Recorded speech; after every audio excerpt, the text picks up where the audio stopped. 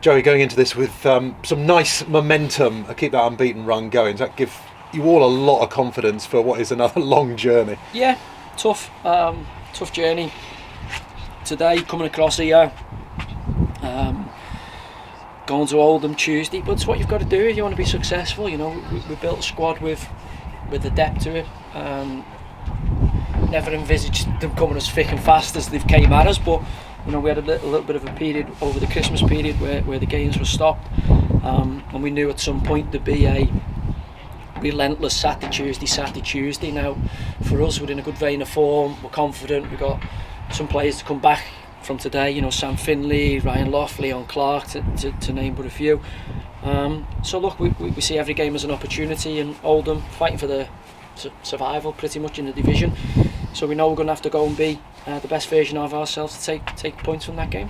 3 months of the season to go, hopefully a little bit more. How much forward planning have you had to do, or is it literally sort of week to week, fortnight to fortnight? No, not for us. No, we're already on with where do we go in pre-season, so that's how far in advance you've got to be. It is, and we're already succession planning for, you know, we've got 2 young lads playing on loan for the centre half, and you know, sorry, I forgot Luca Hoole as well. Hooley suspended today, wasn't he? It's been superb, and you're kind of already planning. You're going, okay, we're going to lose 2 centre halves. We've got a bit of flexibility in terms of the contracts in the squad, but also, you know, I always feel if you look at Sutton today, you know, they're a couple of years down the line with their team, and it's been successful, and a major part of the group that came up last year is still here, and that's what's given them the platform to go.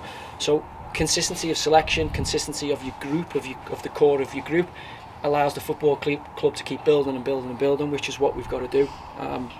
But you know, for us, we did have to turn around a ship sailing in the wrong direction, so you had to take a group with a little bit more flexibility in it, in terms of the contract situation. And for us, you know, it's about just continuing to build our football club. When you look at a game against a team like Oldham, how different is your approach to one from Saturday against a team that's right at the top of the table? No, for us it's exactly the same. You know, you have to adjust slightly for Sutton because of the, you know, the physicality. I haven't watched Oldham since we obviously played them last time out. I'll get on them with the guys in between. They've fluctuated under the, you know, John Sheridan's gone in there. They've played a back three at times. They've gone to a kind of 4-2-3-1, albeit it hasn't been majorly successful for them. They've won today against Scunthorpe away, which is a big win for them. So I'll get my eyes on them tonight, and you know, we'll have a strategy to go and give ourselves the best chance of taking maximum points. But you know, we're under no illusions. It'll be a tough fixture. You mentioned before about having some experienced players in this side like Glenn and Paul, but how much growth have you seen in the youngsters over the last few months?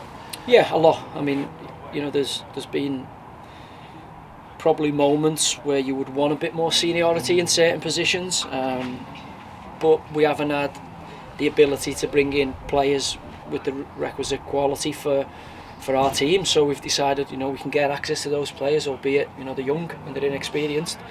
But for me, if you're a good player, it doesn't matter what age you are. I always said to the guys before the game, you know, it's Sutton, good players, it's the same pitch for both teams. If we're better than them, we should be able to beat them up on their own pitch and play the right type of footy. And I believe the same about younger players.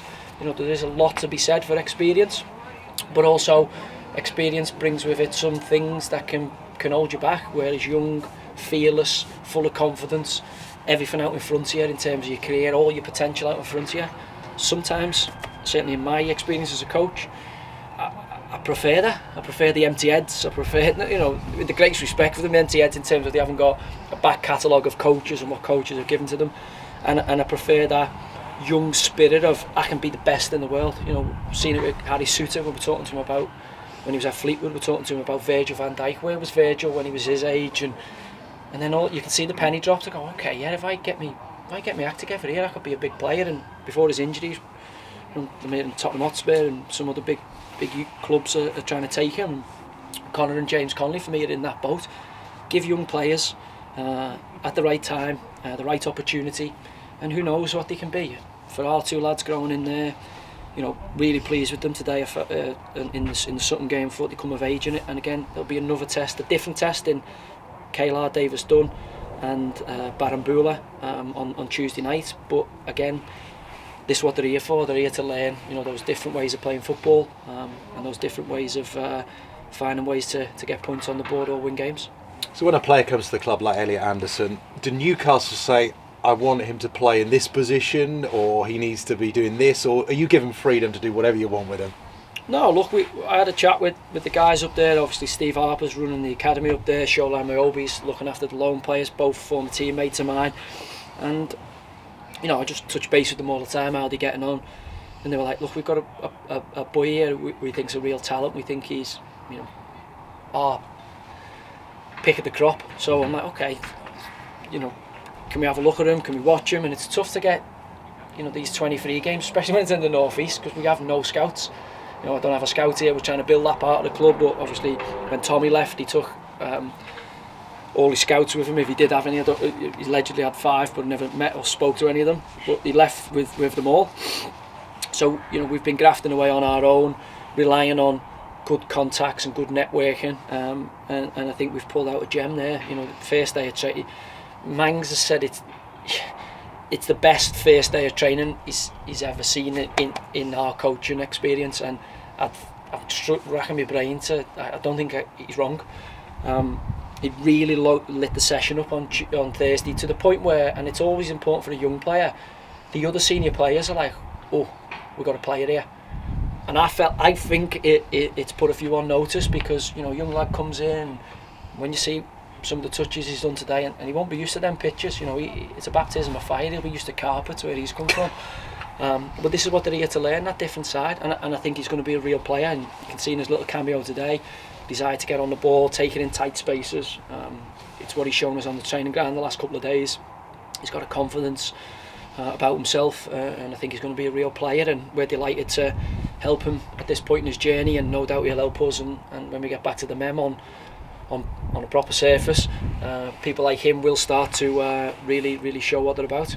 You've got a couple of games in hand, so a game like Tuesday night, you win it, you could be sort of almost tapping the shoulder of the top 7. Do you feel like you need to win it to keep that momentum going? No, we just need to keep taking care of each game as it comes. For us, we want to win every game. Even today, I'm like, we can definitely turn these over. We'd already beaten them in the cup. Knew it was going to be tough. Knew it was going to be physical. Went against us in the first half with the goal, and we're chasing it a little bit. And they've got a really good record in terms of not conceding. When they get in front, they've got a superb record.